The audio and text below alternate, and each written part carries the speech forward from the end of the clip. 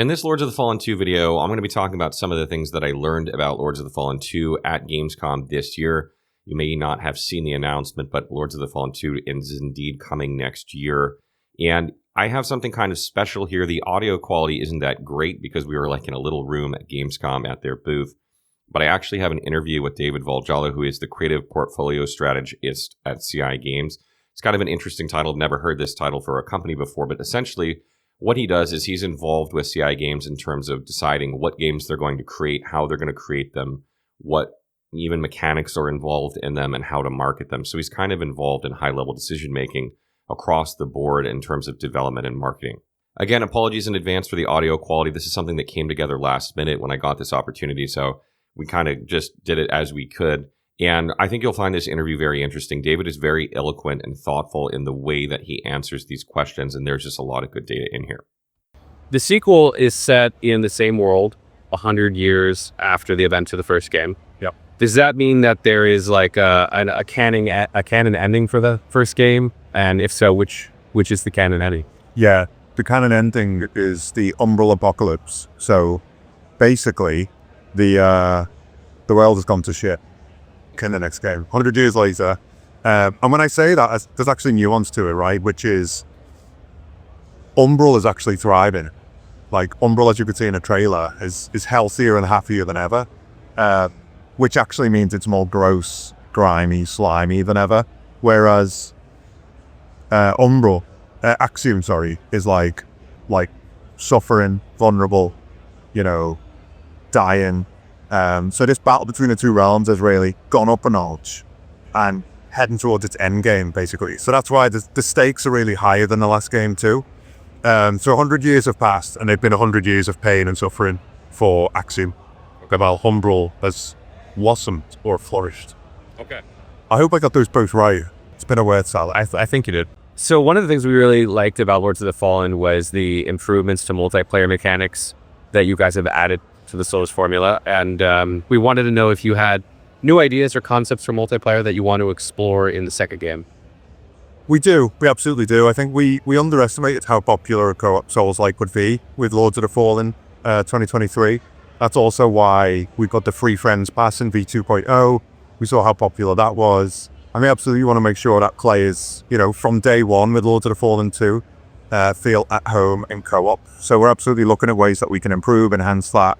And everything that we've done with the current game, if we call it that, is carrying forward its stack. So the game has had major updates and improvements, obviously the 2.0 version of the game. You mentioned in the press release that you're bringing lessons that you've learned and you're applying them to the second game. What are your major takeaways from that enhancement work? And for example, can users expect better performance at launch this time around? Yeah, we're absolutely determined not to make the same mistakes that we made in 2023. We learned a hard lesson there, really, with some of the technical hiccups. And then spend 18 months really trying to get it right again with leading up to 2.0. We feel like it's at the point now where we're really proud of Lords of the Fallen, so we're ready to move on to the next one. In terms of the lessons that we're carrying forward, it's not just the technical or even the gameplay. It's actually much bigger than that. A lot of it is on the creative. So story, world building, even world design, because I think environmental storytelling is so important in this type of game. We're carrying lessons forward and acknowledging some of the criticisms or weaknesses you might have had with the last game in the next one. Here's a very direct question. Do you plan to increase the enemy variety in the sequel? A direct answer, yes. Okay. And not just variety, but behavior too. I think you're going to see enemies behaving in ways that you haven't seen before in a Souls-like. And certainly compared to Lords of the Fallen 2023, we're really taking it up a notch. I get to see it every day at work, and I genuinely think we've got a best-in-class Souls-like action game in our hands. And a big part of that is enemy variety, enemy AI, everything that goes into encounter design. We're really kind of operating on another level there. Cool. Are you planning on expanding weapon and spell selection, and you have other interesting ideas that you want to explore when it comes to weapons and spells? Cool. Absolutely, yeah. When we say that this game's bolder, bloodier, and braver, I think the bloodier part really applies to weapons and combat. And I think the things you can do in this game are pretty gruesome, brutal, visceral, and a lot of that ties into the weapons and the way that we've kind of designed them to take out enemies. Heads will roll, literally, along with the other body parts. So yeah, we're doing a lot of new, interesting, exciting, and stomach-turning things, right? Okay, cool. Can't wait to see that. It was mentioned that the Umbral Realm is going to be like improved in this game, and I really love the mechanic where you're jumping back and forth. Can you maybe elaborate a little bit on how you plan to improve or expand upon it? Absolutely, yeah. A way that I've talked about it in the past internally is that if the previous game was about you stepping into Umbral and kind of touching that other world, this game is about Umbral stepping into you and what happens when you start to be affected by Umbral more deeply. And that applies to kind of how you wield Umbral as a weapon. It also applies to how Umbral affects enemies in Axiom and Umbral now. And that relationship between Axiom and Ulthor, it's much more of a dialogue now. Those two worlds, realms, are at war, but they're also much more tightly bound to each other. So you're going to see things, I can't get into too much detail, and you're going to interact between Axiom and Ulthor in ways that you probably didn't even imagine in a Reader's Grader. Awesome. That sounds fun. The game is currently an Epic exclusive for now, but expected to be on Steam in the future. We're Epic exclusive for now. That's all I can say. We want to bring the game to as many people as possible. And obviously that's why we're on consoles as well. So there's nothing to say on that for now, other than Epic's a great partner, and we're excited to just get it out there, to get it as many hands as possible. One of the things that we really enjoyed was the seasonal content and the introduction of challenge modes and such. You guys have like another long-term plan for this game, or you plan to incorporate those things in after development as well? Look, it's a really good question, because Lords of the Fallen 2023, I think we actually, like I said, we learned the hard way. And we always wanted to update the game post-launch, but it also, the issues we had with launch forced our hands to kind of get good at live service style updates and patches and lean more into seasonal content. So I think we've actually built a really good pipeline and understanding of how to update a game post-launch.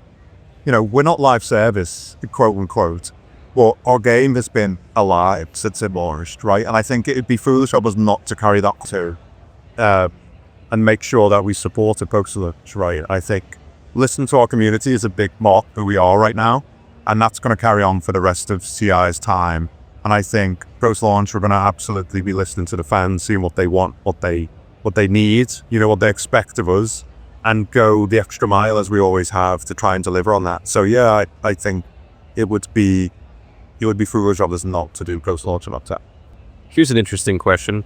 Are there any recent games that have inspired you in unexpected ways to sort of tweak Lords of the Fallen tour? We play everything at the studio. We play other Souls-likes, we play lots of third-person action games. We play games like Doom, whether that's Doom 2016 through to the Dark Ages, and we do pull inspiration from all kinds of different places, right? But what I'd say we pull from most directly, creatively with Lords of the Fallen 2 is film, actually, and dark fantasy fiction. So in terms of film, I think Hellraiser is a big touchstone internally, just in terms of that sort of sadomasochistic body horror, also David Cronenberg films. And I think you saw that in the trailer with the tentacles and some of the imagery you've got in there.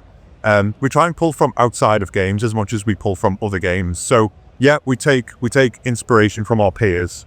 That gives us certain ideas that you may or may not recognize, and when you get to see gameplay. But in terms of the creative, we really try and look at a broader canvas on pop culture, because I don't think enough studios do that, right? Which is like pull from media that isn't other games, right? Because I think there's some big, interesting, incredible ideas that have been explored in film and books that we should be looking at in games. Cool. I like that. With the game set to launch in 2026, when can players expect to get more news, such as a gameplay preview or closed or public demos or something like that? What would be like the next? Yeah, I mean, we're not going to stay quiet. I can say that. I think now we've revealed ourselves to the world. It's going to be go, right? So, our X account's going to be filled with loads of content, starting next month. We've got our video series that's always running, Lived in the Vale. In terms of gameplay, which I know that is always the next question, all I can say is soon, right? And we won't leave you waiting for too long. All right, fair enough. Can you share anything about the starting class variety or quantity of starting classes in the game? Only that it's everything you liked before and more and better. Right, it's a sequel, right? We're taking everything that people loved and we're improving on it.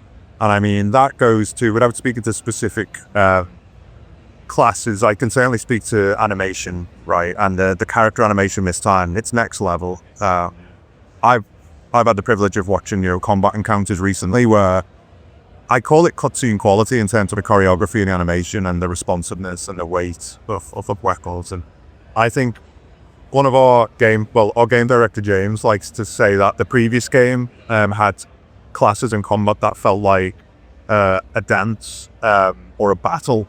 This one is a war. And I think you'll really see that from the start when you get to play it. Hopefully that answers the rest. Do you plan to add difficulty sliders or balancing of some sort for players who struggle with their first playthrough, or no? Very interesting, relevant, topical question, as I would expect. Difficulty is a huge discussion point for Souls-likes, as you guys know. Yeah. It's one of the great challenges of making a Souls-like. And I think with Lords of the Fallen 2023, we've been on a journey to this day where we're trying to balance the game, quote unquote, right. So what's hardcore for one player might actually just be, medium difficulty for another. What's easy for one player might be difficult for others. So we're constantly having to field feedback from the community. It informs some of our patches and balancing. And, when Lords of the Fallen, just anecdotally, when Lords of the Fallen 2023 came out, we got a lot of criticism in reviews and from the community about the kind of mob density and mob placement of enemies. There just being too many enemies in certain places. That ultimately it's both a design, but it's also a difficulty consideration. So there's all these little overlaps between design and difficulty, where you kind of do one thing and it affects difficulty, right? And you do another thing and it affects difficulty. So we're on this constant journey of moving sliders with a Souls-like to figure out where is difficulty right. So I know other games have introduced specific difficulty settings. We're on a journey with Lords of the Fallen 2 right now, where we feel like we've got, the beauty is we've got Lords of the Fallen 2023 to a really good place. We don't want to break that. We don't want to break what people love. We don't want to break ourselves into jail with difficulty, right? To use an expression. But we do know that this is a new and different game, and we've got more enemy variety, we've got new abilities. So we need to make sure that the challenge is equivalent to what we're giving you. Like if we're giving you new tools and new weapons of war, we need to give you, new levels of difficulty, new ways to play. So it's a constant challenge that we're facing, and we're still figuring it out. The one thing I will say is that at launch, we're convinced, even now, and I get to play the game frequently, the difficulty is feeling really good. And again, I'm one person saying that, but I think generally everyone who's playing it is saying it's been good and right. And we're testing it all the time. We test it internally. We test it with user labs, other companies that test games for other Souls-like developers. And as the data is telling us, we're in a good place. And bosses is another big part of that. I think not just, it's not just the bits in between bosses, which make up the most of a Souls-like experience. It's the bosses themselves. And I think balancing bosses, designing bosses, difficulty is the constant consideration, right? Like how long does it take to beat this boss for every player of every skill level? I think there's a lot of telemetry, there's a lot of testing, there's a lot of thought that goes into it. And I already think we have the best bosses we've ever designed. I have one more question. Absolutely, yeah. So, everything that you've learned from Lords of the Fallen, the first game, previous game, what is if you had to narrow it down to one thing, what's the one thing that you want to improve in the second game that would make the game the next level? I can answer that quite easily for myself, which is for me, the storytelling and world building, which many fans love. We love it ourselves, right? We established an incredible dark fantasy setting with the previous game. But when I say that's the thing that we'd improve, one criticism and one acknowledged weakness that we're honest about is the density of the story and the density of the world and the kind of world building and the environmental storytelling in the previous game was at times a little bit too ambitious and confusing, right? Some players were confused kind of where to go, what they were doing, why they were doing it. Those questions are ones we're directly addressing with the next game. You will much more clearly know where you're going, why you're going there, how it ties into the story, what your mission is, and how to get around the world at speed. You will always know where you're going, and you will quite often, more than not, see your end goal and destination on the horizon, right? Because a lot of people felt they were kind of, in caves, stuck in, staring at walls for a lot of Lords of the Fallen. And it's a Souls-like game, right? They're literally very dark games. They're labyrinth theme. But that was something that From Software do really well, right? Which is that interlocked, interlinking world where the environmental storytelling is a part of that DNA. They're brilliant at that.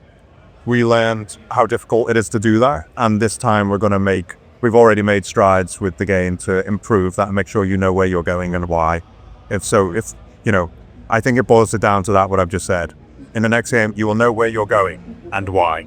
So that wraps up our video on everything I know so far on Lords of the Fallen directly from CI Games themselves. Are you guys excited for the second installment of this title? What do you make of it so far? Have you seen the trailer? Let me know in the comments below.